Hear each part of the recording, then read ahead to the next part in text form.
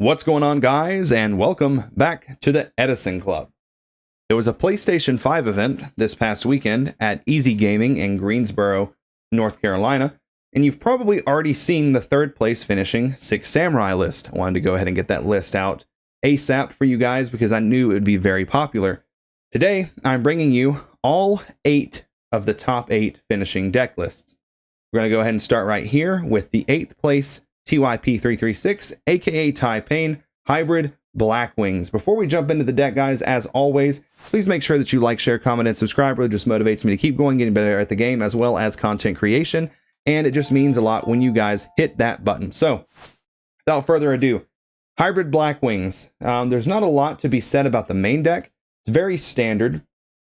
Some people choose to include 2 Grepher and a Rhoda. Some choose to play 3 Grepher, and this particular build chose to just include 2 Grepher, no copies of Reinforced in the Army. You also see here that there are 2 copies of Royal Oppression in the main deck. Sometimes you see people switch back and forth between 1 and 2 of this card. A lot of times you'll see 1 in the main, 1 in the side. Going into the side deck, you see that there are triple copies of Noblemen of Crossout, just making sure you're never hitting Raikou, you're never hitting Hamster, never hitting Shining Angels. Then we also have triple copies of Deck Devastation Virus to make sure you ruin Frog player's day, get deck devied for your whole life savings. And we also have 2 copies of Pulling the Rug, so very heavily side decked to beat Frog. So that's the 8th place Hybrid Blackwing list. Moving over to 7th place is Justin Baker. And you're going to see this is a very different take on Hero Frogs. We have these 2 copies of Destiny Hero Malicious in the main deck. Outside of that, the deck list looks pretty standard for what Hero Frogs have morphed into lately. We also have triple copies of Rise of the Storm Monarch alongside triple copies of Phoenix Wing Windblast, just being able to set our opponent back 2 whole turns and pretty much just seal the game from there on out. A lot of times you'll see that people opt now to play Regeki Break instead of Phoenix Wing Windblast. So this is definitely a different take on this one. Side deck looks pretty standard for Frogs. We do have double Snowman Eater, triple copies of Book. We have Soul Exchange on the side, and we also have Twister to make sure we can deal with stuff like Mask of Restrict. So congratulations, Justin. Going to 6th place is Cody Hug, who was on Trap Dragons. He's been featured on the channel a couple times here. Very standard Trap Dragon list here. Obviously, DD Warrior Lady. It has this one of Debris Dragon that personally I really love. Because one thing about this deck I never cared for was the fact it has no access to the extra deck normally. But having Debris Dragon is just a card that you can float into off of Mass Dragon and can help you get into some of your synchros like Black Rose Dragon, Ancient Fairy, Exploder Dragon, Iron Chain. You know, all of these guys, Thought Ruler, or I'm sorry, Red Dragon, Stardust, Trident Dragon. So it's actually really cool that he chose to include this in here. And it can pull back Totem Dragon, which is nice. You have an immediate level 6 Iron Chain. So very cool. Glad to see Debris Dragon being played in this deck. 41 card main deck, side deck. Nothing too special. We do have this one of Light and Darkness Dragon. Just punishes any deck that's below tier 1. This card can be very, very oppressive when you bring back your Totem Dragon to standby, immediately tribute it for Light and Darkness Dragon, and you're just pretty much controlling the game from that point until they get over this guy, and then it dies. You reborn something like your Red Med, then you use Red Med to reborn any of your other big dragons like White Knight, Prime Material, or even Clocky Mirror Drago. So that rounds off the 6th place finishing deck for Cody Hug. Congratulations, Cody. 5th place, Derek Hill's Diva Hero. So Diva Hero, always crazy the amount of one-ofs that this deck chooses to include. Obviously, the heart and soul of the deck is going to be Deep Sea Diva alongside stuff like Destiny Hero Malicious. We do have 2 copies of Evil Hero Infernal Prodigy being included in this deck list alongside a main deck Snowman Eater and also a main deck Spirit Reaper. I've been seeing this catch on more and more lately. The rest of the deck is pretty standard for Diva Hero. We also do have the Dust Crush combo in the main deck, opening up both of these. Pretty much just auto wins the game for you. It's pretty much curtains from that point. Sometimes just having Mind Crush by itself is enough. So in the side deck here, yet again, it's pretty standard for a deck like this. Nothing too out of the ordinary. A lot of people did choose to side deck Knock at this tournament. So maybe it was good that I chose to play Frogs at this event and not play Lightsworn this time. So Derek Hill, congratulations to you. 4th place is going to be Connor on the Gemini deck, and it is amazing to me every time I see this deck. Just the fact that someone, can come in, create their own strategy, a brand new strategy that we haven't seen before, and it actually be good. I actually don't know enough about this deck to really be able to tell you why things are played and the number that they are. But since this deck is actually significantly different from the other decks we've seen, we're going to go over this one card for card. We have 2 copies of Blazewing Butterfly, 3 copies of Dark Valkyria, which is pretty much like your Neos alias of this deck, but also has a real effect. I believe she gains a counter. Yep, when she's Gemini 7, she gets a counter, goes up to 300, and you can remove a spell counter and target a monster in the field and destroy it. So very, very cool here. We have 1 Evocator Chevalier, 2 copies of Gemini Soldier. I do know this is the card that makes the deck go around. 2 copies of Gigaplant, 2 copies of Lone Fire Blossom, no longer need Titanial, haha. We have 1 copy of Nettles and 1 copy of Toon Magician. All right, next up we have the spells. It's going to be Future Fusion, which is another card I actually didn't think about this deck being able to play, but you have Super Alloy Beast Raptinius. So if your Future Fusion actually resolves and summons this guy, I feel like it's more impactful than Dragon summoning 5-headed dragon, because this makes all your Gemini cards real monsters. You don't have to like wait another turn to normal summon them. You don't have to have Ultimate Offering. So it probably really is game when this card actually does resolve and summon the monster. Triple copies of Gemini Spark, 1 Heavy, 1 MST, 3 copies of Supervise, 3 Upstart Goblin, 1 Call of the Haunted, 1 Compulse. We have these 2 main decked Imperial Iron Walls, which I heard people talking about this the entire day, shutting off things like Miracle Fusion, shutting off the banishes off of Red Eyes Darkness Metal Dragon, anything in the entire format that banishes D-Prison. The list just goes on and on and on. Vayu, Sirocco. And this was probably a really good pick to main deck this at this event. So very, very big brain there. Next, we have 1 Mirror Force, triple copy of Reinforced Truth, which from what I understand is also a very key part of this deck, being able to reinforce truth into Gemini Soldier. Next, we have 1 Scrap Iron Scarecrow, 1 Solemn Judgment, 2 copies of Starlight Road. We do have a lot of things face up on the field, like Imperial Iron Wall, Ultimate Offering, and Supervise, and Future Fusion. So we do have a lot of things face up. Well, this Call the Haunted, so we want to keep those and be able to control the game. Free Stardust is always nice while keeping our stuff. Then we also have 2 Ultimate Offering, rounds off the main deck.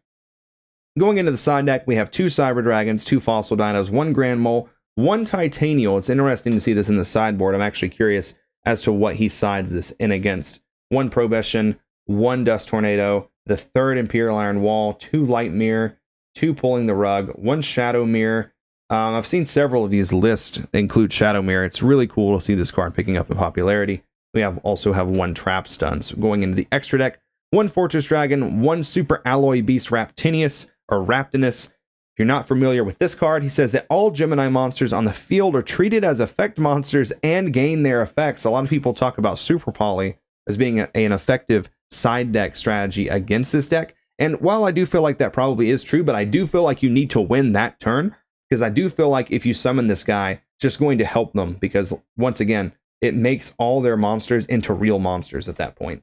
Next, we have Army Arm, triple copies of Black Brute Drago, 1 Black Rose, 1 Brio, 1 Colossal, 1 Dark End, 1 Goyo, 1 RDA, 2 copies of Stardust Dragon, and 1 Thought Ruler Archfiend. So congratulations, Connor. Good job to you. Keep up the good work. Really enjoy seeing this deck. Hope to see it again soon. All right, 3rd place, Junior Dorson.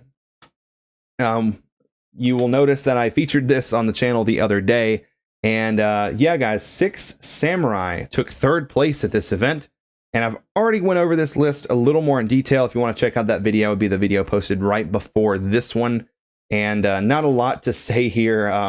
You can see that he's really trying to turbo into cards like United, into cards like Gateway, Grandmaster. This deck, when it actually opens the way it should, so you open cards like Gateway, United with any Samurai with Grandmaster, this deck actually just starts to OD on the field every single turn. I didn't realize that there's like this little loop you can do with Hand, Gateway, and like multiple Grandmasters. That's how my Duplock got broken. I actually played Junior in the last round right before Top Cut and just absolutely got demolished. Yet again, the side deck, 2 copies of Shadow Imprisoning Mirror, also 2 copies of Rivalry of the Warlords. So, good job, Junior. All right, 2nd place, we have Yi Ching Li's Chain Burn deck. That is right, you did hear me correctly. It's Chain Burn, and I kind of blame Frog Slicer for bringing this deck back from the depths of hell where it came from. No, I'm just kidding. I really like Frog Slicer, but yes, Yi Ching Li took 2nd place with his Chain Burn deck list. We're going to go over this one because it is a different deck. We have 3 copies of Battle Fader, 3 copies of Cyber Valley, 2 copies of Desk Koala, 1 Marsh Ballon, 1 Morphing Jar, and 1 Sangan rounds off the monster count. In spells, we have 1 copy of Allure of Darkness, 2 Chain Strike, and 1 Scapegoat. Then going into this very long list of trap cards, we have 3 Accumulated Fortune, 1 Ceasefire, 2 Dimension Wall, 2 Jar of Greed, triple Just Desserts, double Legacy of Yada, 1 Magic Cylinder, 1 Ojama Trio, 3 Reckless Greed, 3 Secret Barrel, 2 Threatening Roar, and 2 Wabaku. I don't know a lot about Chain Burn myself, but I did actually just watch Frog Slicer's deck profile this morning. Pretty much what he said was like a lot of times you don't want multiples of the same trap so that they don't conflict with your Accumulated Fortune, which is why you see like double Jar of Greed, double Legacy instead of like 3 and 3. Probably the same principles apply with Threatening Roar and Wabaku. Going into the side deck, we have 3 Sirocco, 3 Caius, just being able to deal with any kind of monster we might lose to or any kind of card we might lose to. Double Cyber Dragon, 1 Gores, double Mobius, 1 Neospatian Grand Mole, 1 Reaper, 1 Braincon, and 1 Giant Tornade. Going into this in very important extra deck, we have 3 Blue Eyes Ultimate Dragon, 3 Chimera Tech Fortress Dragon, 3 Master of Oz, 3 Underground Arachnid, and 3 XX Saber Hunlei. Very good synchros here. Gotta have them to play Chain Burn. So that rounds off second place. Congratulations, Yi Ching. You know Yi Ching from the Hero Beat. Normally he plays Hero Beat. I've featured him on the channel several times. Going into the winner, we have first place Ryan Prescott, aka Raikoko7. Everyone knows that name. Let's go into his deck profile. It's very different from what I've seen in Hero Beat lately. 2 copies of Cyber Dragon, 1 main deck DD Warrior Lady, which I actually just am in love with. This card is insane. Being able to grab it off of Rhoda, this can just be your just out to pretty much anything in game 1. It's very nice. 3 copies of Neos Alias, double copies of Ocean, 1 Stratos, 1 main deck Fossil Dyna, 1 Gores, double copies of Honest, and 1 Snowman Eater round off the monster count. Going into spells, we have 2 almost at Econ, 2 Emergency Call, 1 Future Fusion, 3 Gemini Spark, 3 Miracle Fusion, 1 MST, and 1 Rhoda. Last but not least, going into the trap cards, we have 2 copies of Bottomless, 1 Compulse, triple D Prison, 1 Dust Tornado, 2 Hero Blast, 1 Mirror Force, 1 main deck Royal Oppression, 1 Solemn Judgment, 1 Starlight Road, 1 Torrential Tribute, and 1 Trap Dust Shoot. Rounds off the main deck. Going into the side deck, we have 1 DD Crow, the 2nd Fossil Dyna. We have 1 Grand Mole, 1 more Snowman Eater, so 2 in total. We have 1 Thunder King, 1 Heavy Storm in the side deck, 1 Knock in the side deck, 2 Light Mirror, 2 Pulling the Rug. We have the 2nd Royal Oppression, 2 Shadow Mirror, yet again, here's Shadow Mirror again, and 1 Skill Drain. Going into the extra deck, 2 Fortress Dragon, 1 Twin Dragon, 3 AZ, 3 Gaia, 1 Raptinus, 1 Black Rose, 1 Brio, 1 Goyo, and double Stardust Dragon. So, congratulations, Ryan, on the first place finish, and congratulations to all of top 8. It was a very fun event, and I can't wait for there to be more PS5 events held locally. It's very awesome to be able to play a format that's so heavily supported locally that everyone enjoys, and just really awesome being able to play with some of the best Edison players. So, guys, this is Mike from the Edison Club, signing out until the next one.